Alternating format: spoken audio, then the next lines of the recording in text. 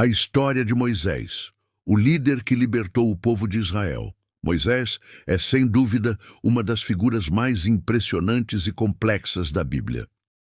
Sua história começa em um momento de grande opressão para o povo de Israel. Durante a época do Faraó, o Egito vivia um período de grande prosperidade, mas também de grande opressão. Os israelitas, que haviam sido acolhidos no Egito, agora eram vistos como uma ameaça, pois a população hebreia estava crescendo rapidamente. O Faraó, temendo que os israelitas se tornassem poderosos demais, ordenou que todos os meninos hebreus recém-nascidos fossem mortos. Em meio a esse decreto de morte, uma mulher chamada Joquebede, mãe de Moisés, tomou uma decisão ousada. Ela colocou seu filho recém-nascido em um cesto feito de junco, o vedou com betume e o deixou flutuar no rio Nilo, confiando que Deus tomaria conta da vida de seu filho.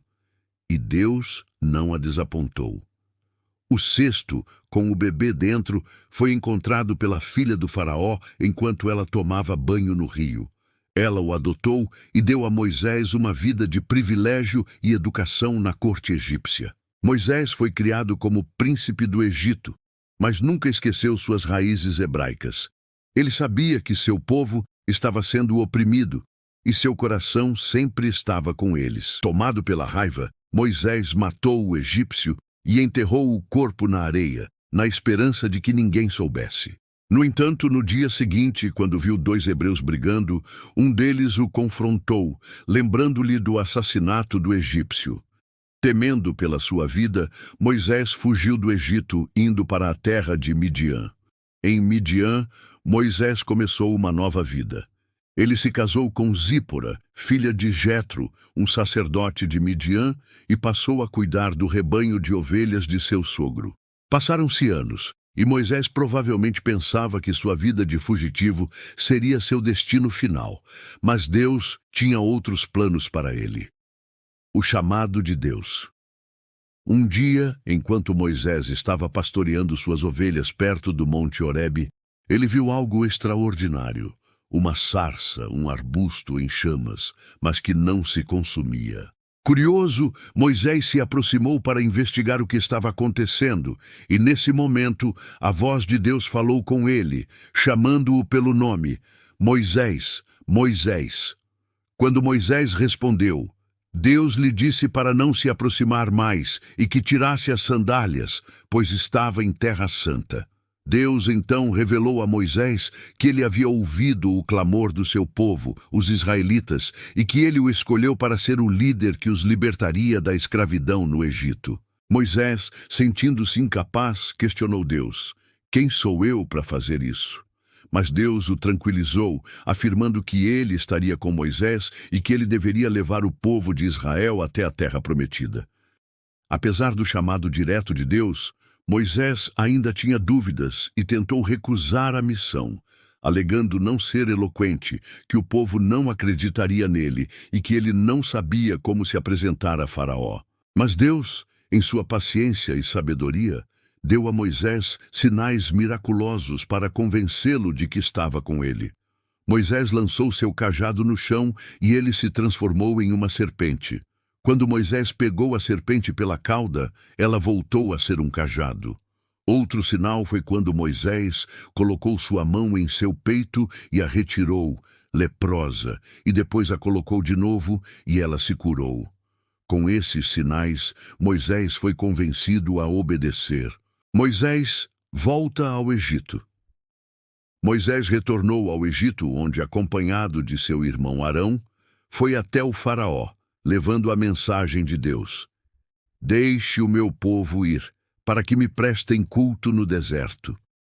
O Faraó, porém, foi arrogante e recusou a liberar os israelitas. A Bíblia nos conta que o coração do Faraó foi endurecido e ele se recusou a ouvir. Tanto que a resposta de Deus foi enviar uma série de pragas sobre o Egito, para mostrar seu poder e convencer o Faraó de sua autoridade.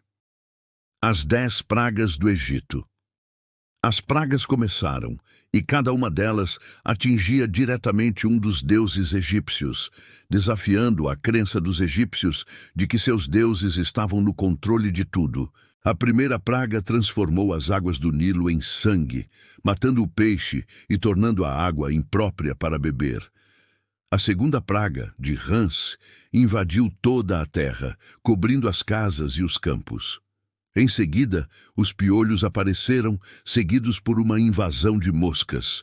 A quinta praga foi a peste que matou o gado egípcio. A sexta praga fez com que os egípcios e seus animais ficassem cobertos de úlceras dolorosas. A sétima praga trouxe granizo, que destruiu tudo o que estava no campo, seguido por uma praga de gafanhotos, que devoraram tudo o que restava. Depois veio a praga das trevas, que cobriu toda a terra do Egito por 3 dias, um sinal do caos que tomava conta daquele lugar.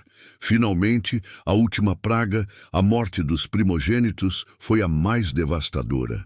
Deus ordenou que os israelitas sacrificassem um cordeiro e passassem o sangue nos umbrais de suas portas, para que o anjo da morte passasse por cima de suas casas e não matasse seus filhos. Mas, onde não havia o sangue do cordeiro, os primogênitos egípcios morreram. A libertação de Israel. Após a morte dos primogênitos egípcios, o faraó finalmente cedeu e deixou os israelitas partirem. Moisés os conduziu em uma jornada que os levaria à terra prometida, mas antes disso, eles tiveram que atravessar o Mar Vermelho. O faraó, arrependido de ter deixado os israelitas irem, perseguiu-os com seu exército, mas Deus, mais uma vez, agiu milagrosamente, abrindo o mar e permitindo que os israelitas atravessassem em terra seca. Quando o exército egípcio tentou seguir, as águas voltaram a seu lugar e afogaram o exército do faraó.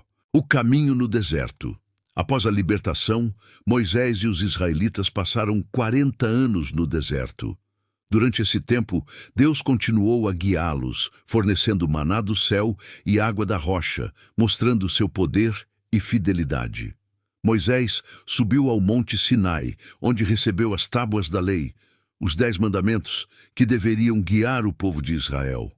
Mas mesmo depois de tantas maravilhas, o povo continuou a duvidar e a reclamar.